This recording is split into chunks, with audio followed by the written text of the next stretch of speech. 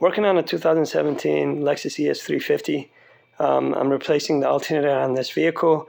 This specific vehicle is built in Japan, so the VIN number starts with the letter J.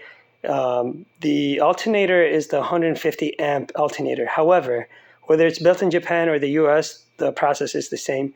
I've watched a lot of videos where people are claiming you got to move the battery, the alternator, the battery, the radiator, the manifold shield. But I think I found the most efficient and the quickest way to remove this. It took me about an hour and a half to remove it, and now it's taking my time. So I'll try to cover all the parts that I removed in less than 7 minutes. So first, the battery doesn't have to be removed. Just disconnect the negative terminal and push it to the side. Next is the actually this part of the intake, right? It's got 2 bolts, 10 millimeters, and I put paint marks on all the bolts I removed. So again, 2 10 millimeter bolts. It's got 2 hose clips that you got to remove these hoses from. Also, it's got 2 wire clips that you got to remove the wire harness clips from. So once you do that, you take it out, and that's how it's seated. You can see it's just you just pull it. And these are the wire harness clips I was talking about. So next is the radiator support. Few fasteners you got to remove. Most of them are 10 millimeters. There's a couple of 12 millimeters. And again, these 2 were the ones for the air duct. These 2 are the latch. And by the way, the latch, it's still, you don't have to completely remove the latch. You just disconnect it from the radiator support. This fastener is for the for this vertical bracket. Next is the horn, 12 millimeters, one. Next is the sensor. I don't know exactly what sensor it is, but this is the fastener for the sensor. And then it's got 2 10 millimeter bolts per side. So 2 on this side, and then 2 on this side, and I'll show you these in a second. But once I remove by the way, when I remove the horns, for example, I just set them inside on the grill. Here's one, here's the second, and then here's that sensor I was referring to, this right here. Okay, let me go back. Once you do that, this piece comes off. Okay, next is the manifold, the exhaust manifold shield. It's got 3 fasteners, 10 millimeters. One, it's actually, where's the first one? Here's the first one. This one. There's one on this side, which you can't really see because I moved out of the side. And then there's one on the bottom right. It's on an angle. Easy to remove, but once you remove those, you just have to move it to the side. You don't have to disconnect the oxygen sensor because the oxygen sensor goes through the shield. Some people are saying you got to disconnect it. You don't need to. You just got to remove it to the side because all you need is about 4 or 5 inches to move it to the side. Next is the oil dipstick. Again, some people claim that you got to remove this. That's not true. I believe this is a 14 millimeter. This is the bolt for the bracket that holds the dipstick. Once you remove it, just shove it to the side, just like this, because that's all you need. Oh, and by the way, the reservoir. Once you remove the radiator support, all you got to do is, put on the side. That's all you got to do. Because the alternator, which by the way, it's sitting on top now because I removed it. The alternator sits in this hole. So now we're going to go underneath the vehicle. So underneath the vehicle, you have this cover that you got to remove. It's 2 10 millimeter bolts and then 1 clip.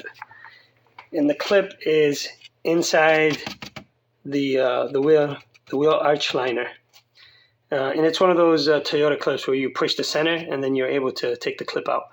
But so once you remove this, now you have to put some pressure on the tensioner. Now, some people do it from the bottom. I was actually able to do it from the top. So I got a long 14 millimeter wrench, and I was able to put force going this way, which is counterclockwise, I believe. And then I put a I don't know if you can see it, that silver bolt. That's a service bolt, or you can put a stud just to hold it in position. Remove the belt, and once I removed the belt, now I started to work on actually removing the fasteners for the alternator. So on the alternator, you have an electrical connector, you have the battery B post, it's a 10 millimeter. You have a 10 millimeter that has, I believe it's a bracket, right? Because this is the position of the alternator inside the vehicle. You have a 14 millimeter on this side, right? And then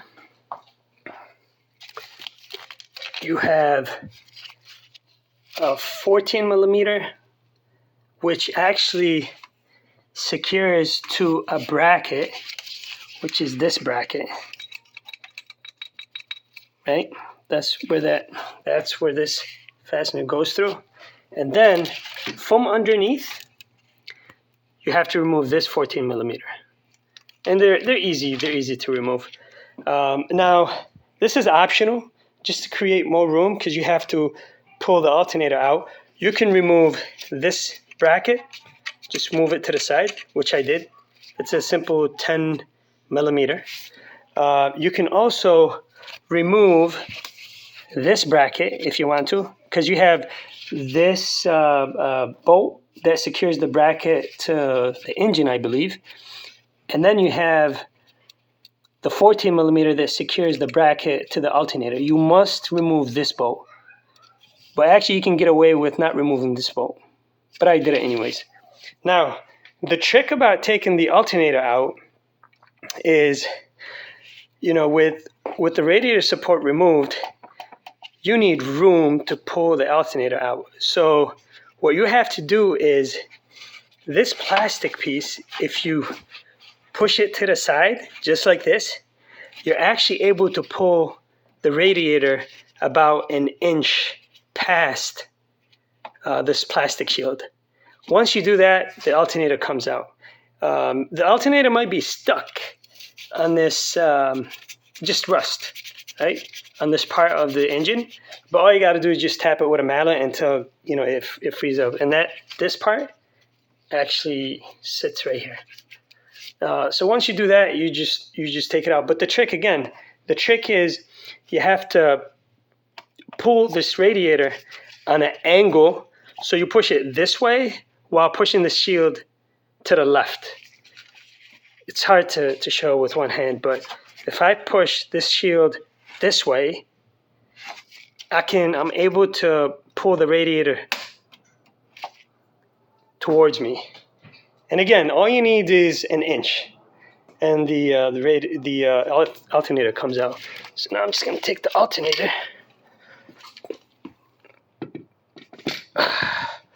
just to show you. This is the position of the alternator in the vehicle. Again, 14 millimeter long bolt, 10 millimeter B post, or the B positive post, a 10 for the, I believe it's like a bracket or a harness, electrical connector, a 14, I believe, no, I'm sorry, this is a 12th. This is the 12th that secures the bracket to the alternator. And then last is this 14 millimeter bolt, which you must unscrew from the bottom of the vehicle.